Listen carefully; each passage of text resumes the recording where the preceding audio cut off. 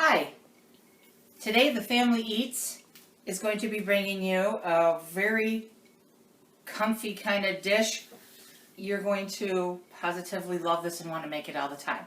I'm using a lot of leftovers actually, and I'm going to be putting together chicken enchiladas with melted cheese sauce.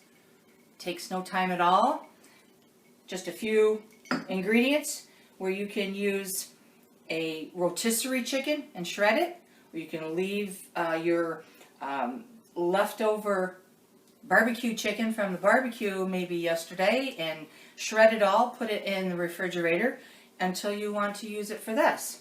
So we're going to get started here, and I'm going to start with my bowl of sauces. Now you can go from scratch, and we can do that another day. I can show you some homemade cheese sauce from scratch, but this is quite easy. I use a country sausage gravy jar, and you could buy that in your grocery store, and that's about, the jar usually holds about a cup and a half. So we've got that. We've got roasted turkey gravy or roasted chicken gravy, whichever you prefer. I prefer the turkey gravy because it's got a little bit deeper of a flavor than the chicken, and it's a little bit on the darker side. So you're going to combine those two with a small whisk or a fork, just so it's combined. You don't want to whip it down and break it down. You want to keep it that consistency of a nice, smooth, heavy gravy that's going to mix with your shredded cheese that we're going to add to the topping later. So that's all combined. I have a selection of shredded pepper jack cheese, shredded extra sharp cheddar cheese, and some shredded Parmesan cheese. And this is just some chopped up flat leaf parsley on top. I also like to incorporate, these are small artichoke hearts, not in the marinade. They come in a large jar, and this is what they look like. They're just small artichoke hearts, very tender, has a nice little flavor to mix in and keep the chicken moist. So that goes right in with your chicken. And this is approximately a couple chicken thighs and one chicken breast, maybe a chicken wing that was left over. Or if you're using a rotisserie chicken, you would probably want to use at least half of the chicken for anywhere from 2 very large enchiladas to 4 regular size enchiladas. And these are all of my spices. I like to use celery seed. I like to use paprika, some dried oregano, garlic powder, onion powder, salt, and pepper. I mix those all together because they're going to be combined all together anyway. So I like to take these and I like to add these to my sauce because my chicken is already seasoned from being either barbecued or rotisserie chicken. There's plenty of seasoning in there, but you want to season the sauce so it's not so bland. So this is a combination of 1 teaspoon of onion powder, ½ teaspoon of garlic, and some salt and pepper. Now your gravies, your jarred gravies come with a salt added as well, so you don't want to go too overboard with that. Celery seed gives it a great flavor as well. Paprika, I only put a little bit in because I like to dress the top with the rest for a little extra color. Now your oregano, you're going to want to wake up, as I've told you in the past in my other videos. You're going to want to take it and rub it between both palms. That wakes up bottled oregano. Set these aside, and we can add more later to the top.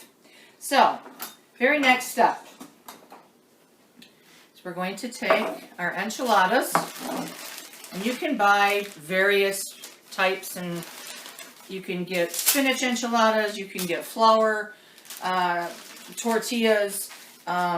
plain, corn. There's a variety to choose from. Whatever is your favorite. I always go for the 0 grams trans fat and the lowest calorie possible, because you got plenty right here with everything else. So I take these jumbo tortillas and I cut them in half, and that gives me 4 regular size. And what we're going to do is make sure our sauce is nicely mixed before we get started on the roll-up. Don't be intimidated. Just go about this one step at a time. I'm going to move this for you.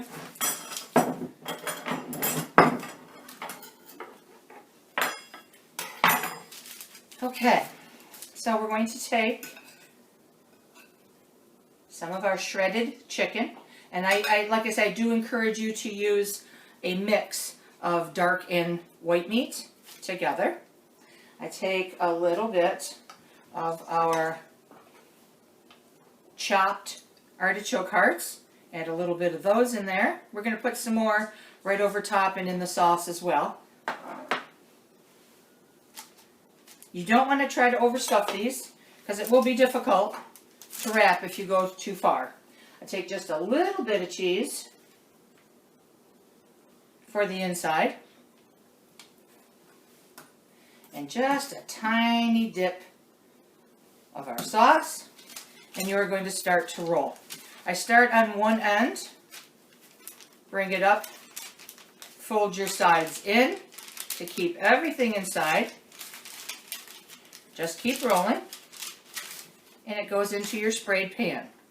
Now this is not a very large pan, but you're going to want to make sure that your spray is coated the entire pan along your edges. Once you see the size of your enchiladas, you can judge where everything needs to be sprayed. Okay, so your pan is all treated, and there's your first enchilada. Easy, wasn't it? Take your next one, and let's start again. About a half a cup of chicken, maybe a little less. Whatever's left over, you're going to mix in the sauce and pour over the top anyway. But you do, like I said, you don't want to overpack these, because it's going to be hard to roll. It's going to be hard to keep them together. The flat leaf parsley is a beautiful garnish, as well as a nice, clean, crisp flavor. Fresh herb flavor.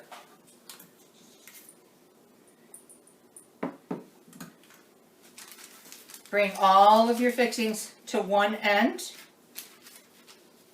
Fold in. If you're using a full round, it doesn't matter. You're going to bring one end up anyway, and you're going to bring your sides in for rolling. And just keep rolling until you've got a nice full envelope, like a burrito. And they'll all be different sizes, different shapes, doesn't matter. It's going to depend on what type of tortilla that you pick. And we're coming up to almost done here, and we'll dress these. I'll show you the whole pan dressed completely after we get these two completed.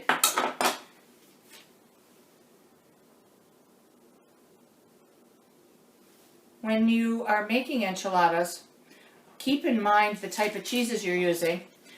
Generally, I like to try to use a sharp cheddar and definitely a pepper jack, because the pepper jack is made with Monterey Jack cheese, and that's a good melting cheese, a good creamy melting cheese.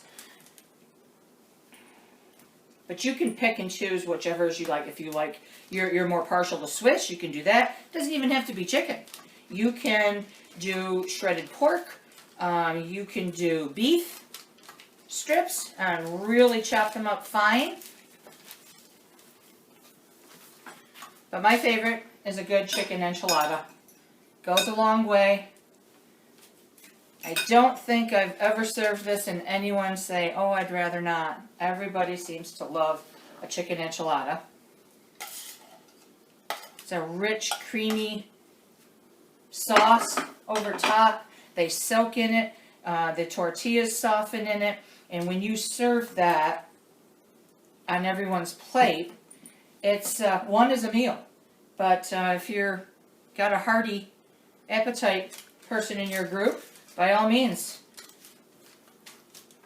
make extra. They warm up beautifully if everyone doesn't finish them at your one seating at dinner. They warm up quite easily. Okay, so this gave us 4 pretty good sized enchiladas.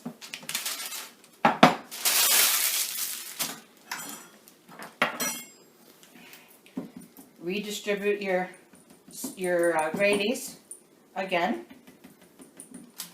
Got a lot of leftover chicken still. That's only 4.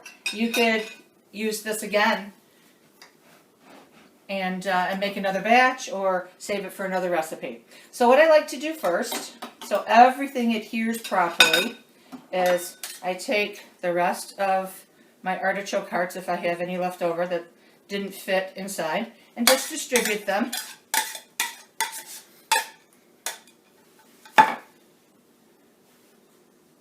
Okay, next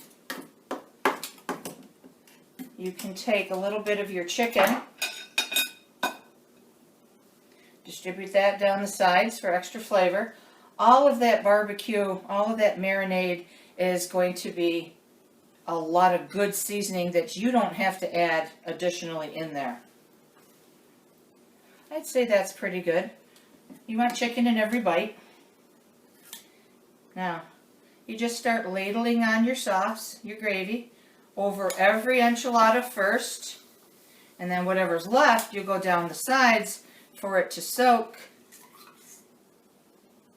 And as I said, if you have leftovers, everything can be refrigerated and add a few more, make a few more. There we go. I think that's going to be plenty, and I didn't really leave that much. Out of the 2 jars, I got 1 full more dipper, so you know what? I don't think anybody's going to complain if you got a little extra sauce. So, there's your enchiladas. You're going to want to shake them and distribute that gravy properly. And you see how beautiful that looks? All the seasonings from the country gravy, country sausage gravy, combined with the roasted turkey gravy and the herbs that we used as well. Now you take the rest of your cheese mix, and like I said, shredded parm, fresh parm, shredded cheddar cheese, and shredded pepper jack on a large shred. You don't want tiny. You don't want it to, disappear the minute you put it in the oven, because this does have to bake. This goes all over the top. Oh, this is so luscious. You're going to love this dish. Your kids are going to love this dish. This goes a long way any time of the year.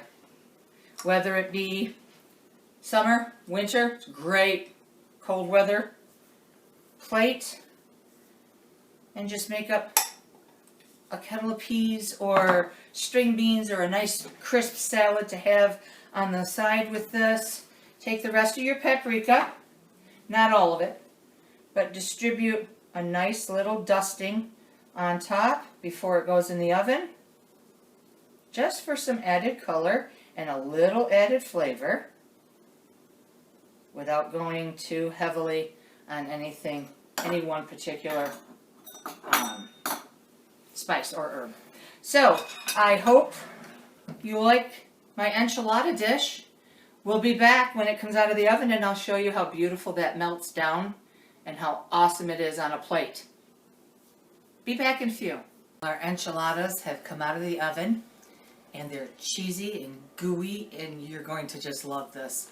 We cooked these at 400 degrees in a preheated oven for 15 minutes, and covered with foil, and then 10 minutes at 350 uncovered.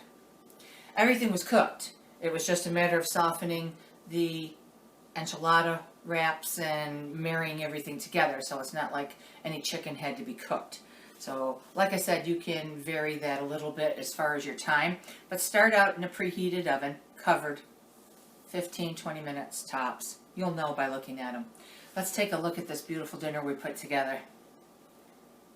Look at that cheesy, beautiful goodness. Isn't that pretty? And see how the paprika just kind of lends just a little bit of color. You don't have to use it if you want it to be pure white. That's fine too. So I'm going to plate this for you and show you just how luscious of a dinner this really is. And it's filling. One will fill you. And if one doesn't, come back and get a second one. That'll fill you. We've got all of those beautiful chunks of leftover barbecue chicken. And we have artichoke hearts and pepper jack cheese and that gorgeous gravy sauce. This is just my quick version. I have variations of this recipe that we can go over another day, where we use the salsa verde green hot sauce, and that's really very delicious as well. A couple different variations where I make the homemade cheese sauce, and it's quite luscious also, but it's a lot higher calorie count, and this is a quicker meal to get it on the table fast. And on the side, I just sauteed up a beautiful bag full of Swiss chard from my good friend Steve and Colleen. Brought it to me from their garden for today's dinner. So I hope you enjoy this meal. Please don't forget to go to the very end of the video, and if you want to request the written recipe, the email is right there. Please click like, subscribe, and share. And I look forward to seeing you again next time on The Family Eats. You're in the kitchen with Vita.